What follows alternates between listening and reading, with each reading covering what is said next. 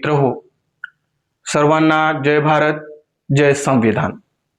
अर्जो talk show मध्ये तुम्हा सर्वांचं स्वागत. आज आपल्यासोबत बोलण्यासाठी उपस्थित आहेत लोकस्वराज्य आंदोलनाचे युवा आघाडीचे विदर्भ प्रदेशाध्यक्ष ॲडव्होकेट दत्तराज गायकवाड साहेब.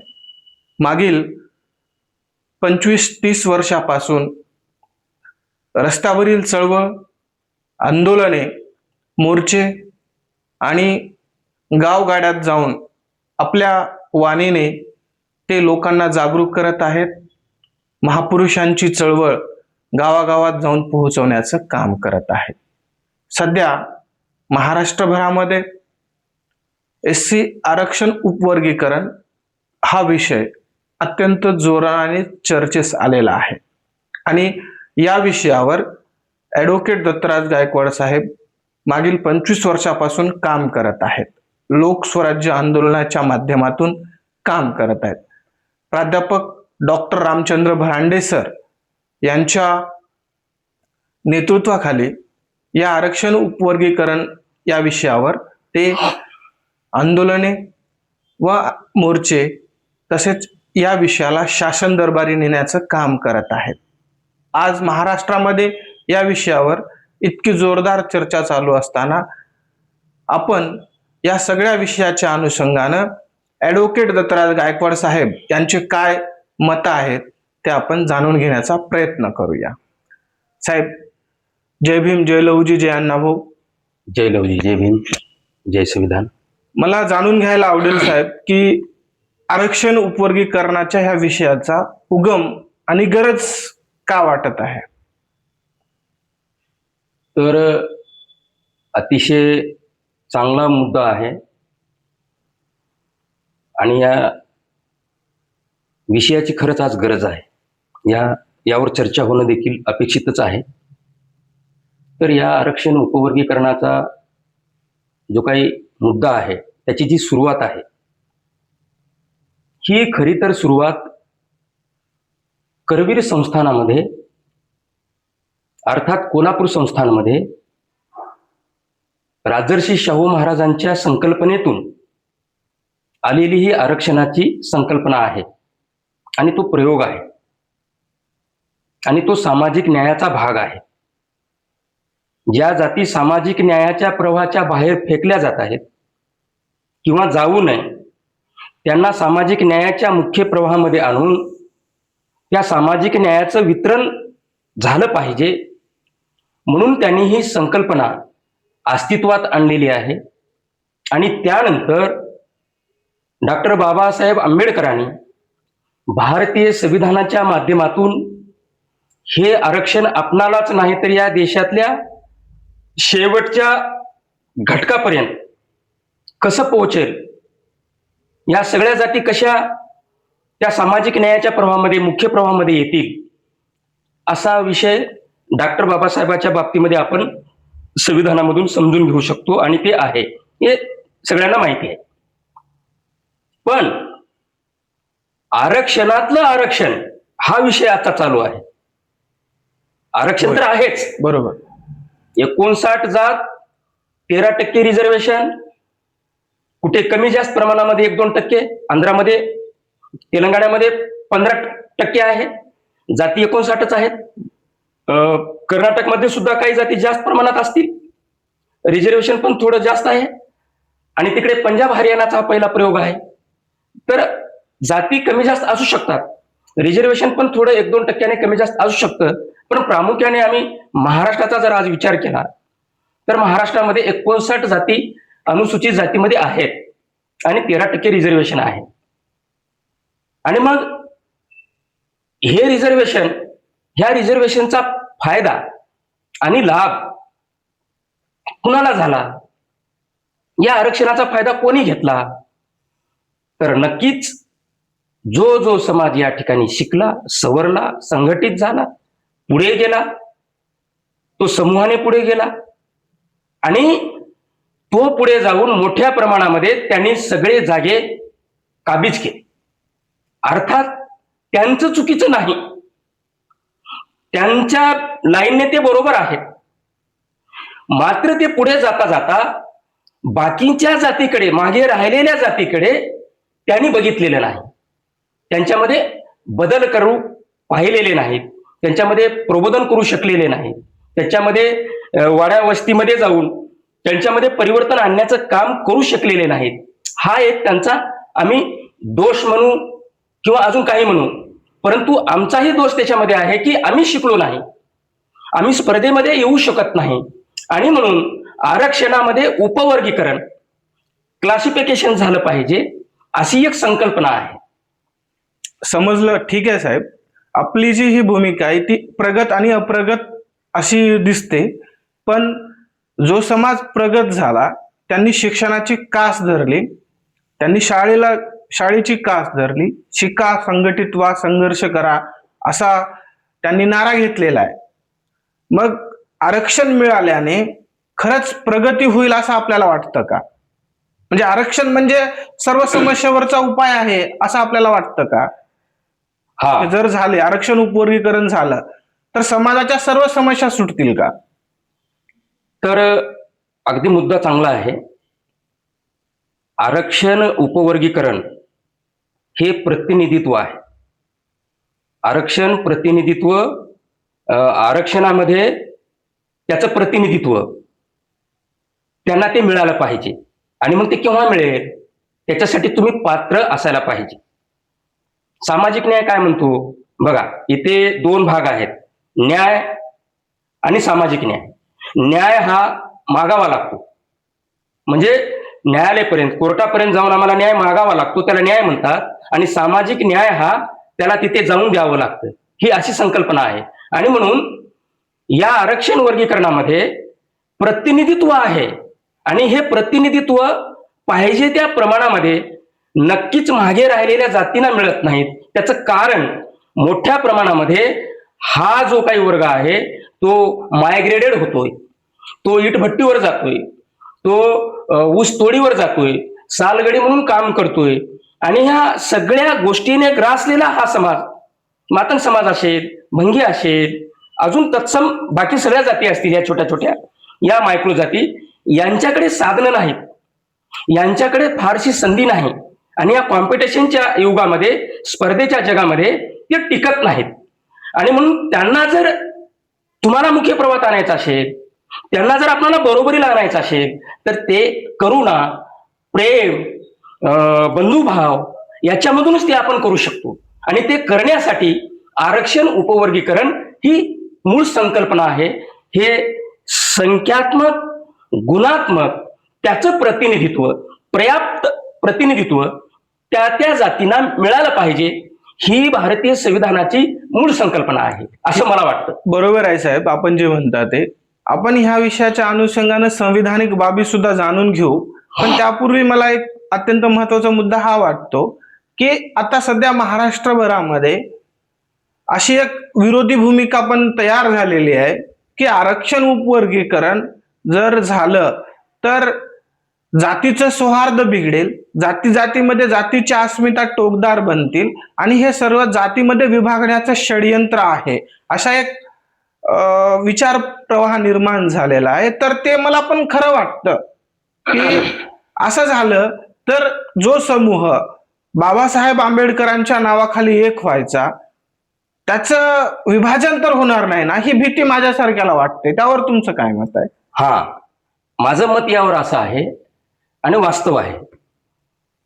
जेव्हा छत्रपती शाहू महाराजांनी, बघा आरक्षण हा विषय शाहू महाराजापासूनच सुरुवात होतो, आणि म्हणून शाहू महाराजांना केंद्रस्थानी मानून आम्ही तिथून आमचा प्रवास आम्ही इकडे करतोय, आम्ही सुरुवातीपासूनचा प्रवास करतोय.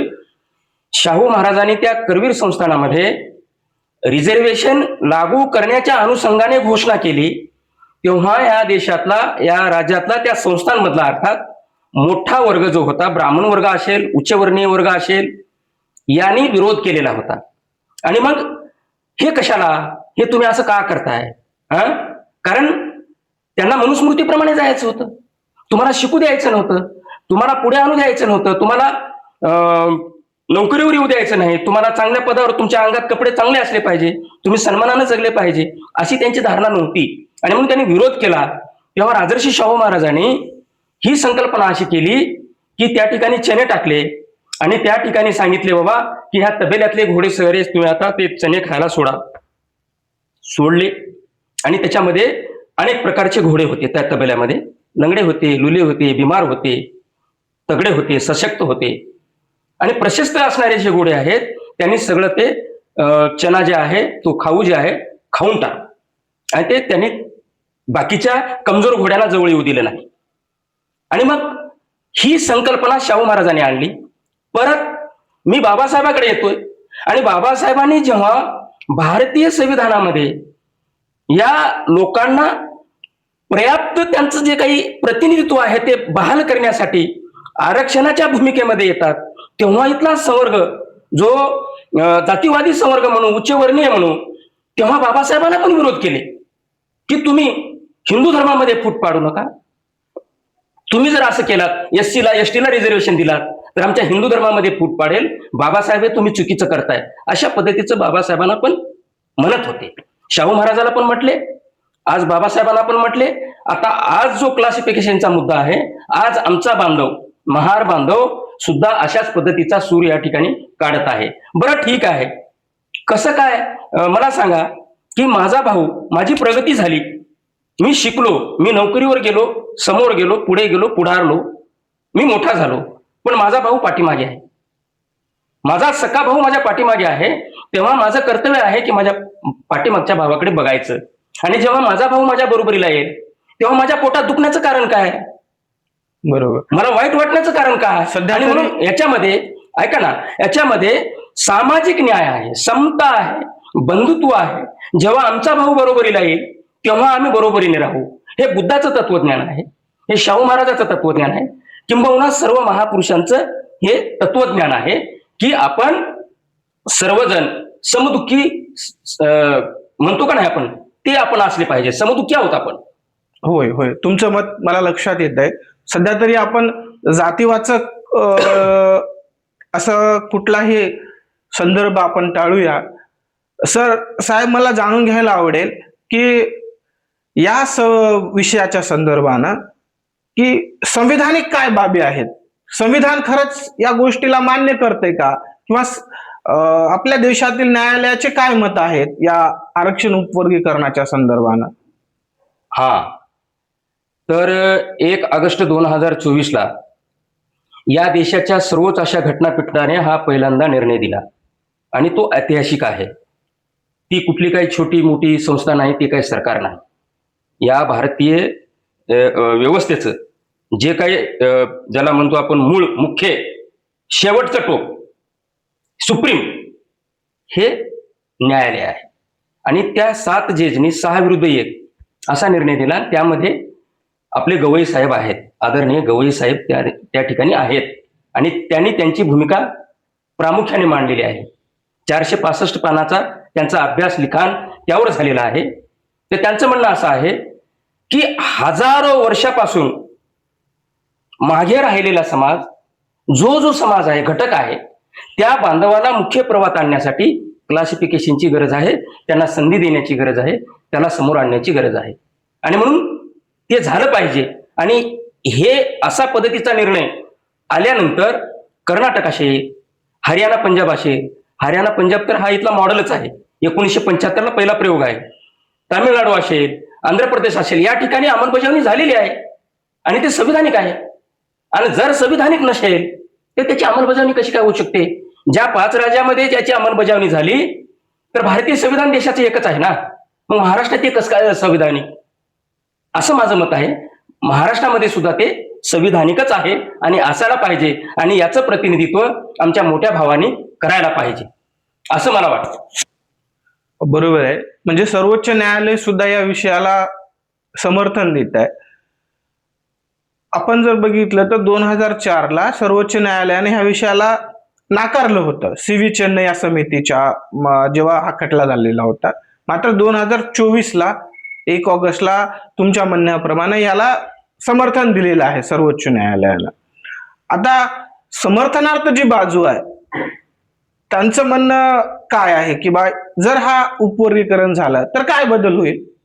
हा, तर समर्थनामध्ये जो समाज आहे तो समाज उपाशी आहे, तो समाज मागासलेला आहे, तो समाज ब्रोकन पीपल सारखा आहे, तुटलेला आहे, सगळ्या व्यवस्थेपासून तो तुटलेला आहे.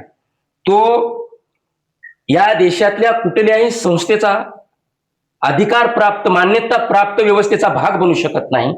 आणि त्यांना जर त्या व्यवस्थेचा भाग बनायचा असेल तर त्यांना संधी द्यावी लागते. परत मुद्दा तिथेच येतो. आणि म्हणून या लोकांचं म्हणणं असं आहे की आमची मुलं शिकत आहेत परंतु स्पर्धेत टिकत नाहीत.